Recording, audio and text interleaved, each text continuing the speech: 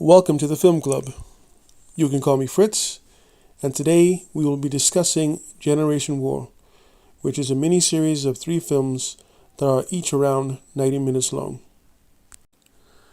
It's starring Volker Bruch as Wilhelm Winter, Tom Schilling as Friedhelm Winter, Katharina Schutter as Greta Müller, Miriam Stein as Charlotte, and Ludwig Treptow as Victor Goldstein.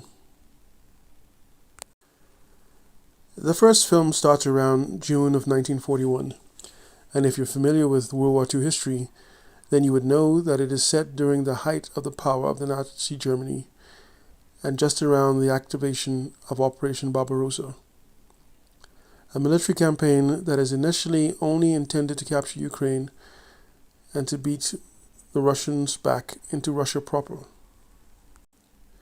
The story is about 5 German friends whose lives are affected by the war in different but similar ways. Charlotte, the youngest of the group, has just passed her nursing exams and will be shipped to the field hospital just behind the Russian front. Victor Goldstein, a Jewish tailor who is already subject to a curfew, and his family's shop had already been destroyed during the Kristallnacht. This is the time period right before Jewish Germans were to wear the yellow star on their clothes, and sadly, at least a month before they would be sent into concentration camps in Eastern Europe. Then we have his girlfriend, Greta Müller, and the love of his life. She is an aspiring singer with the hope of being successful like Marlene Dietrich. She isn't Jewish, by the way. Then we have Leutnant, as in lieutenant or lieutenant, Wilhelm Winter, who by now has already a battle-hardened soldier, having served in Poland and France. And then we have his younger brother, Friedhelm Winter, who is a private in the army, and by the looks of it, he is also a pacifist. He prefers reading his books, poetry, and being kind to all humans rather than shooting his rifle. He is placed in his older brother's unit, of which their mother insists that the elder makes sure to take care of the younger. And all of this happens in just the first 10 to 15 minutes. Every frame of the film is used for useful story building information. We are also introduced to Dorn, who is apparently in the Secret Service, although at this point I am not sure from which branch. He could either be from the SD, the Abwehr, or the Gestapo. Minutes later, but actually in mid-July on the film, Charlotte is at her assignment caring for wounded soldiers. Wilhelm and Friedhelm are in action on the Russian front. Greta is in a strategic relationship with Dorn, and Victor, he comes home to find his father sewing the infamous yellow star on his jacket. And there are rumors floating around that forced removals of Jewish Germans were being conducted. Just in the sequences above, we see the raw emotions and the stellar acting performances of all the actors and actresses. We see real people who are very patriotic to their country, however, with a few that's being put to the test. And in the most realistic and gut-wrenching scenes, we have some of the characters experience one of the horrors of war. In Smolensk, the German army is occupying one of the villages as the intelligence division is said to be sweeping homes, searching for Jewish people. Friedhelm is on guard with his fellow soldier, and just then trucks pull up, with a group of men who are called auxiliary police, and they jump off the back of the truck.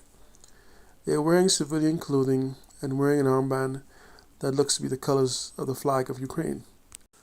With clubs and using brutal force, they push their way inside people's homes. And we can see as they brutally storm into the home just nearby where Friedhelm is standing. Men, women, and children are rounded up. Friedhelm and his comrade are very disturbed by this ill treatment of civilian non-combatants. It is just a family of human beings.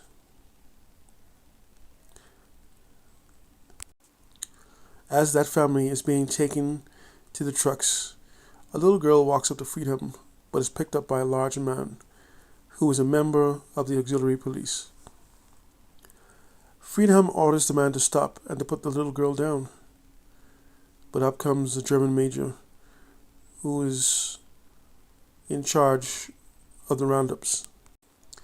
And Wilhelm walks up just in time is able to release or have the girl released under the protection of his little brother Friedhelm. But as Wilhelm turns his back, she is executed on the spot by the same major, and he then walks away. This is tough to watch. By the second film, it is 1943, and the two brothers are just days away from the famous Battle of Kursk. And most notably, after the Battle of Stalingrad, Wilhelm and his fellow officers discuss in secret the total collapse of the Afrika Korps and the imminent fall of Italy. No one in the field truly thinks that they can win the war anymore, a war that has changed everything and everyone. Greta is a rising star. She's become famous by her strategic liaison. Charlotte is coming to grips with what may have been done to a fellow healthcare worker who, by her hand, she got the woman in trouble. Victor, who is supposed to have left Germany and on his way to New York, is being held captive on a train heading for Auschwitz. But by the third and last film, the game's up for the Nazis. I am reminded of an article that criticizes Generation War for going too softly on Nazi Germany for the horrific atrocities that were committed against human beings. That assessment would be fair at these films being about Nazi Germany. In truth, this is a mini-series that is about 5 friends and how the monstrous policies of the Nazi government affected these very close friends. It is about how their lives will be changed forever, how everything they knew lay in ruin, just like it did for everyone else. One could argue, though, that the majority of World War II films have failed to take up the subject of how other groups suffered either under Imperial Japan or Nazi Germany. For instance, around 25 million Chinese people died as a direct result of the war and occupation by Japanese forces.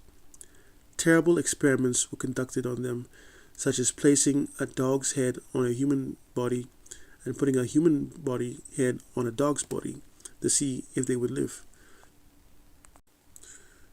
And there was close to 50 million people slaughtered by Germans in the Soviet Union. Many of them were dumped into mass graves. Then there's the Roma, the disabled, and even homosexuals that were also placed in concentration camps. There are a lot more stories to be told about that horrible and horrific war.